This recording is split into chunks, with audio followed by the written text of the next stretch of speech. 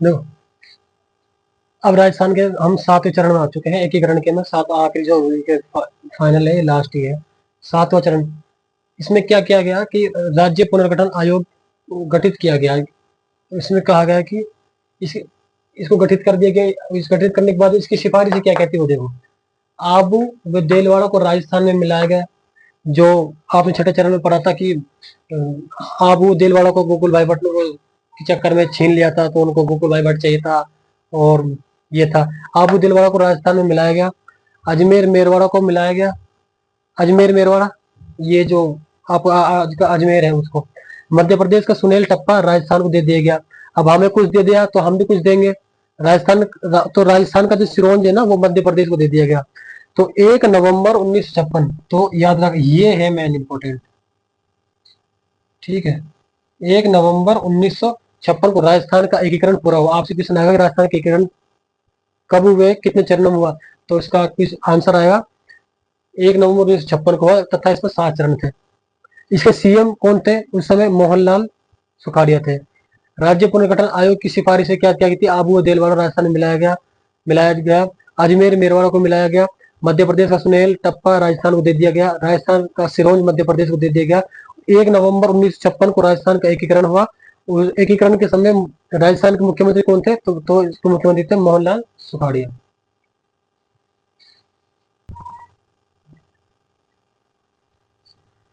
देखो, आबू देलवाड़ा को राजस्थान में मिलाने के लिए मुनि जिनविजय सूरी समिति का गठन किया गया।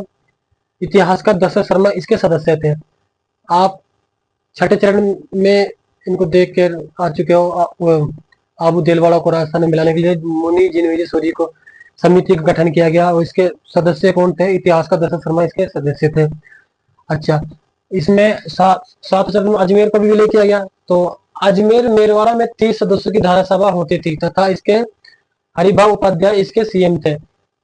अब मान लो आपको आपको अलवर का सीएम बना दिया जाए, पहले की बात कर रहा हूँ, अभी के लिए ना, और बाद में कह दिया जाए कि भाई हम तो अलवर के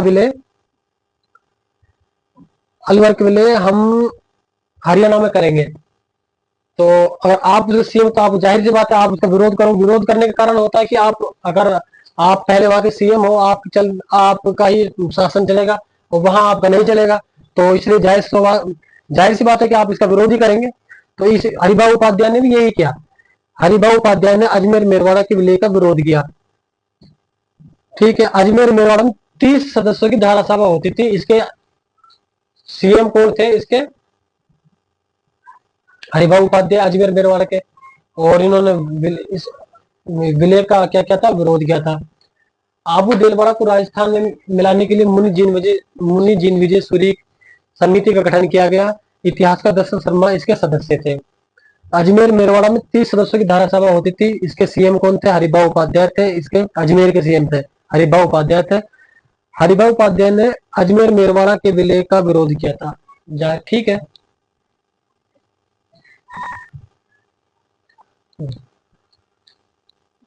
अब जब अजमेर अजमेर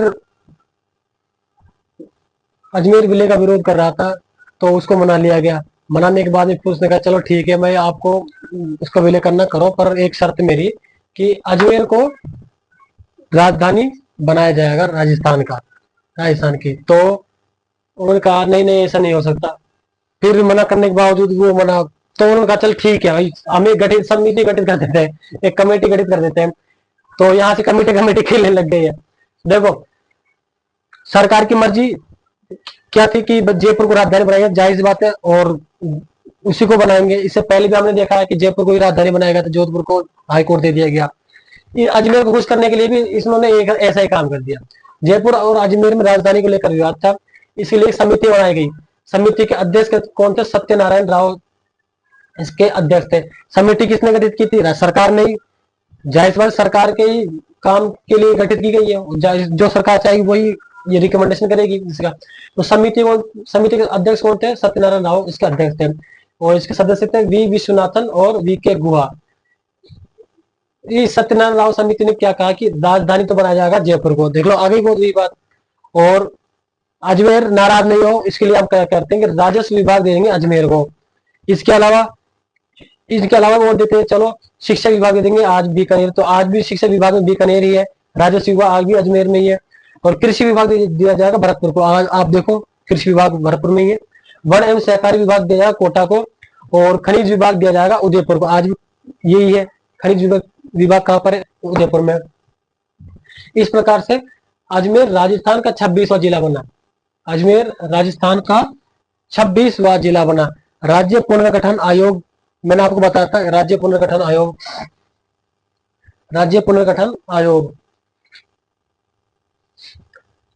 तो इसके अध्यक्ष कौन थे? फजल अली और केएम पनिक्कर, हरदीनाथ कुंजरू, ये दो क्या थे इसके? देखो इसके अध्यक्ष कौन थे? फजल अली अध्यक्ष थे इसके, केएम पनिक्कर इसके क्या थे? सदस्य थे, और हरदीनाथ कुंजरू इसके सदस्य थे।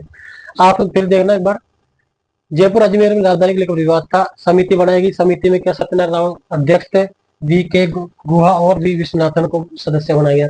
राजधानी जयपुर में, राजस्व विभाग अजमेर में, शिक्षा विभाग बीकानेर में, कृषि विभाग भरतपुर में, वन एवं सहकारी विभाग कहाँ? कोटा में, खनिज विभाग कहाँ गया? उदयपुर में। अजमेर राजस्थान का 26वां जिला बना। अच्छा आपसे पूछ लिया राज्य पुनर्गठन आयोग इसका अध्यक्ष कौन थे? आपसे पूछा जाएगा सत्यनारायण राव, हृदयनाथ कुंजरू, केएम पनिक्कर और फजल अली। तो अध्यक्ष पूछा जाएगा तो फजल अली पूछा जाएगा, और इसका सदस्य पूछा जाएगा केएम पनिक्कर और हृदयनाथ कुंजरू। तो ठीक है, तो इस प्रकार से अब हमारे राजस्थान का पूरा जो एकीकरण था, राजस्थान का पूरा एकीकरण हो चुका है। अब आप एक काम कीजिए, जितने भी क्वेश्चन और एकीकरण से लेकर अब तक पूछे गए, जैसे आरएस से पूछे गए हो, आरपीएससी पूछती है, आरपीएससी का कोई भी एग्जाम हो या आरएसएसबी का कोई सा भी एग्जाम हो, उसमें आप एक बार इनको हमारे जो द्वारा मेरे जो द्वारा आपको पढ़ा गया है, एक बार इनसे मैच करके देखिए इसमें कितने क्वेश्चन है जो आपको इसी में डायरेक्ट हूबहू छपे हुए मिलेंगे।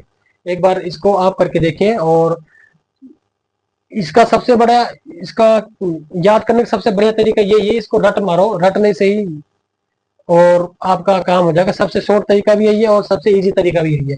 तो रट्टा मारो, ये कोई ऐसी चीज है नहीं, एक बार आपने दिमाग में छप गए तो एक बार धुलना धुलना ही आपको याद पर आ जाएगा, क्योंकि आपका काम ऑप्शनल वाला होता है। ऑप्शनल में ये पूछ लिया जाएगा आपसे, तो और आपकी नजर में निकाल इसको जितनी बार आप पूरे इसको जितनी बार आप नजर में निकालो उतना ज्यादा आपके लिए बेनिफिट रहेगा। तो ठीक है, आशा करता हूँ आप अच्छे पढ़ाई करें और अपना जो टारगेट है उसे अचीव करें, और उस टारगेट को अचीव करने के लिए हम आपके साथ पूरे खड़े हैं, और उसके लिए अब तक के लिए थैंक यू, शुक्रिया।